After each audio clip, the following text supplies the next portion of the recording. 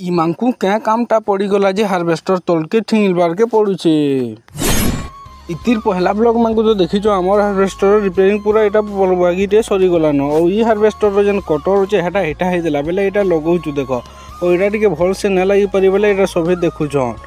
आउ ई साइड्रे जेन बसीचे यहाँ तले गोटे नटटे लागसी हे नट्र टे भल से होल के ना जना जारी तू बोले हेतिरले सभी टेंकी टुका देखुछन भेल लगवाके बोली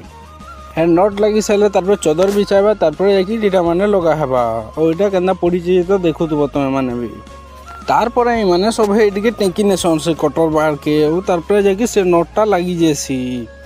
आउ ई हार्वेस्टर तो स्टार्ट नहीं हबार आगर ब्लॉग मानकू देखी सभी पूरा पागल होगलुन यहाँ केन्दा सभी आसिक बसचु देख ये जगार मैंने देखुन माने ई केन्दा देखुची देख पूरा काबा हो गलान पूरा देखी तार माने भीतर तार माने कटी जे क्या पंप फम्प बोली चेक कर दौन जेन जेन आड़ू स्टार्ट करवार कथा तो कर साइड देलुन यहाँ माने भीतर के ढुकी जासन ये डायनामा खुलबार ले बोली डायनामा खराब होचे लेखा लगुचे ये माने खुली जाऊन और साजबे केन्ता हवा देखमा